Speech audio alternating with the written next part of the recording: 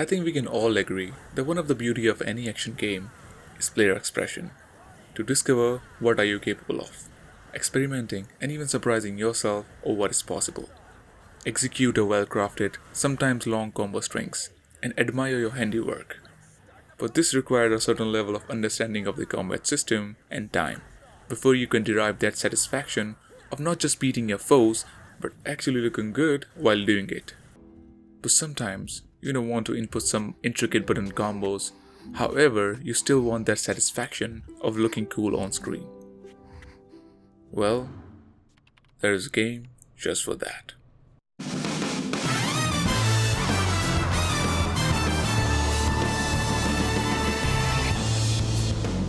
Gungrave, released in 2002 for PlayStation 2. In this game, you play as Beyond the Grave, or simply known as Grave, who has been resurrected to fight this mafia syndicate to end their terror in the city. And you are accompanied by Dr. T and Mika in your quest. This game wastes no time in getting started. After an introductory cutscene, you are dropped into a stage right away, without a tutorial or anything.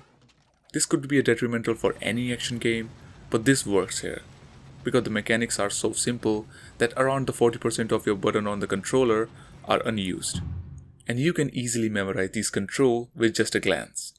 Moreover, there isn't any progression or skill tree here. The ability that you have at the start of the game is what you will have at the end. So as a result, any potential downtime has been removed from the game. Moving on, the combat is very straightforward too. You press square to shoot, and you will be pressing square a lot. So in this game, you don't actually have to aim to shoot your guns, but you only point the camera in the general direction of your enemies, and Grave will auto-aim onto the targets. Also, this is where the superficial qualities of a third-person shooter ends, and similarities with an action game becomes more apparent. For instance, there is a combo counter, which is known as beats, which racks up as you mow down your enemies or destroy objects in the environment. The more beats you accumulate, the more it fills your demolition meter on the top left corner.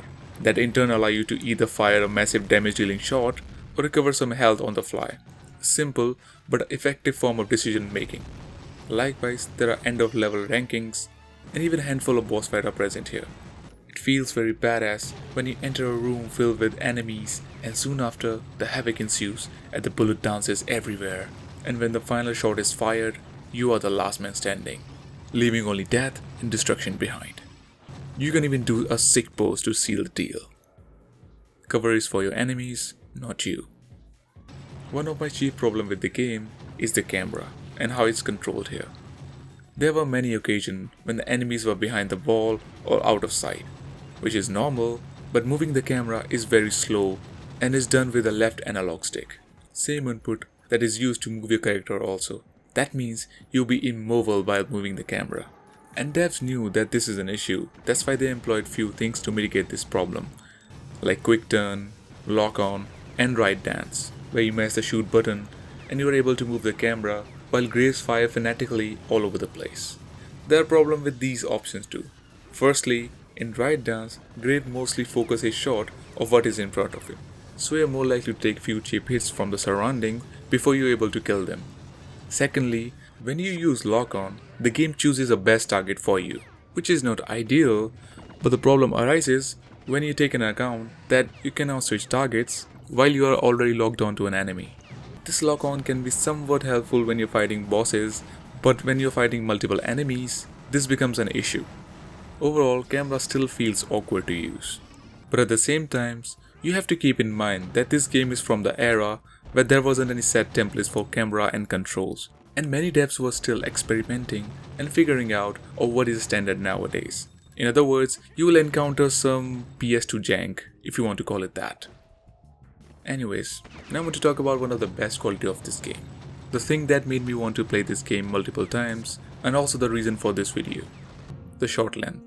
This might seem odd to hear at first, but the shorter length of this game is what made me enjoy this game even more. If the game was any longer, then the simplicity of the enemies, level and the combat that I really like about this will become stale, bare bones and unintuitive pretty fast. But it took some awareness from the creators that the game should end when it needs to. Despite being relatively short, every facet of the game has been given a good care. For example, every level looks apart and the visuals are stylized. Therefore, they don't feel outdated even now. Soundtrack is also pretty good, mostly consisting of jazz, even though the whole aesthetic of this game is screaming for some metal or rock. In spirit of this game, I'm just going to keep this short. This game was released with mixed reviews back in the day, and I'm attributing at least some of it on a shorter length. But I want you to look at this game from a present day point of view, where a plethora of games are already demanding for your attention and time.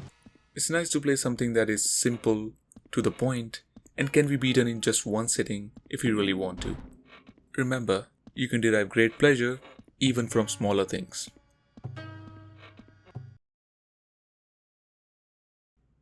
Oh, did you know that this game received an anime adaptation from Madhouse a year after its game's release?